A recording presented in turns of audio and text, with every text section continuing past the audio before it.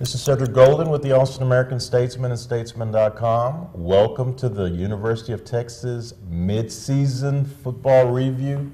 The Horns are 2-4, and I'm joined here by Kirk Bohls, Ryan Autullo, Charlie Strong, off to a up-and-down start his first year at the University of Texas. Kirk, what stands out to you about these first 6 games? Well, to me, it's got to be the defense. I mean, at times it was horrendous last year, especially the second half of the Baylor game, the Oklahoma State game, the bowl game against Oregon, where they really got schooled. So I think that's probably been the most pleasant surprise. I mean, Malcolm Brown, the defensive tackle, has had an All-American kind of year, and I think the defense has kept him in every game. I don't know what's jumped out at you, Ryan. I think the offensive line right now, you come into the season and you're not that convinced that this is a strong area of the team, and then you lose 3 starters. Wow. Right. So they're just piecing it together every week, shuffling the puzzle pieces around. I think they like the guys that they have right now, with Taylor Doyle, the local kid here in Austin at center, big body. So they're protecting Tyrone Swoops better, and Tyrone Swoops is helping them out better, I think. Of course, but yeah. there's a lot of work to still be done in these next 6 games, but I like where it's headed. Well, we're going to talk about, let's get right to it, the 3 main topics. And I'm going to start out, Tyrone Swoops stepping in for David Ash. Huge disappointment, David Ash not able to go with the concussions. I think Tyrone Swoops, I'm going to just be honest, he's better than I thought he would be. He's got 7 touchdowns, only 4 picks, and he's completing 60% of his passes. He's never going to be a burner. We should stop the Vince Young comparisons. Anybody who's doing that is just crazy. But he's given them more than I thought he would give them. Kirk, what do you think? Well, the expectations, as you said, were set very low, and he has definitely exceeded those. He's coming off his best game of his career against Oklahoma. He played winning football. I think the thing I've been impressed with, he's a decent runner, kind of like Colt McCoy a little bit. Not as fast. Colt McCoy didn't scare anybody, and neither is Tyrone Swoops, but he can be an effective runner. He needs to use his size more. I like his poise. I don't think he's getting as rattled as much as he was earlier, and I think he's raised the bar, and I think there's a bigger upside with him. I don't know how upside, but there is a bigger upside. Right now, he is Sean Watson's pet. You know, that's his creation. Yeah, exactly. And I really like what Watson has done, accentuating Tyrone Swoop's strengths.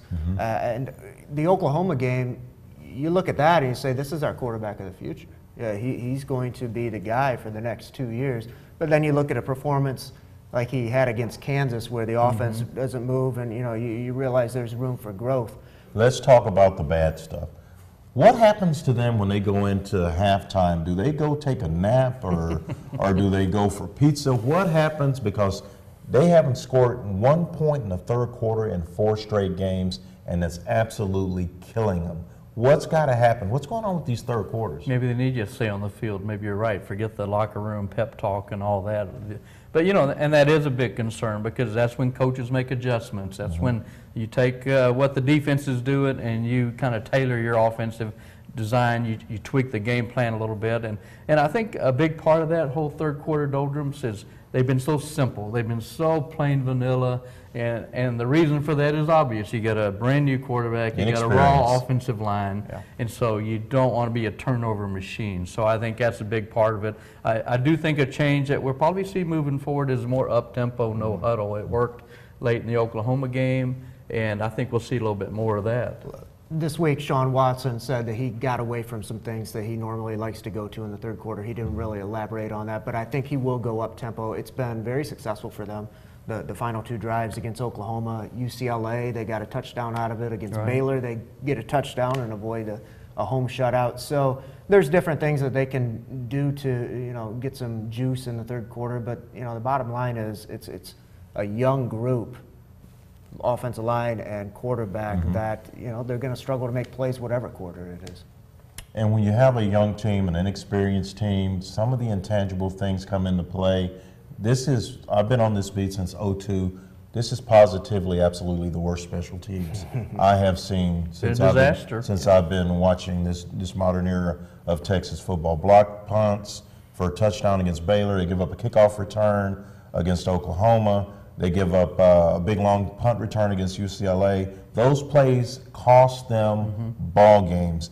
What has to happen for that to get better and for them to win some more games down the stretch, Doc? Well, it's going to take a lot of focus, and I don't know if you can fix that overnight. That's probably the big concern. And I think what I would find troubling as a coaching staff and a fan base is that it's something different every week. It's a fake punt by Baylor. It's a blocked field goal by Baylor. It's a kickoff return by Oklahoma. It's missed extra points. It's something different every Badly. week. So you have a lot of holes to try to plug that gap. So, I think Charlie and the staff are going to look at personnel. Are you playing too many starters on these special teams and they're tired, or are you not playing enough? So I think it's going to be hard to fix. I'm afraid we're going to see this continue a little bit, and they don't have a great kicker. They've got a very good punter, but not a great player. Sure. You can't kick it. You can't fix it overnight. No, That's I don't a think you problem. can. I'm concerned that maybe there's too many voices in the special teams room. You got several coaches running different units. Maybe they just need one singular voice. I don't know. But there also has to be better decisions by the coaching staff. Charlie Strong opts to go for a 52-yard field goal against Baylor. It gets blocked, returned for a touchdown. Nick Rose is not at a point in his development where he can be kicking 52-yarders on Saturdays. Wednesdays in practice maybe, but not when the lights are on him. All right, we got 6 games left. Let's get right to it. I'm saying, and I've written this on Statesman.com, guys. I think we're looking at a 5-17. No. Yes, yeah. Hey, we're looking at a 5-17. The question is, does success mean getting to a bowl game? If they finish 5-7, can this be judged as a successful season? Well, it probably depends on how it unfolds. They've got a couple of big games. They got Kansas State on the road. They got TCU coming here on Thanksgiving. So they got a chance for a couple of signature wins. A bowl would be a nice perk because you get the 15 extra practices. You're relevant. You're one of the teams on TV. Hey, Texas is in this bowl game. I don't think it's absolutely essential. I think they do have a chance to get to 6-6 to make a bowl. I think they do get to 6-6, and I think it's really important for recruiting, for morale, just to keep the fan base together. Texas is not used to sitting home in Decembers and Januaries, and for that to happen would be a really big buzzkill on Charlie Strong's for sure. Well, there you have it. 6 games down, 6 to go.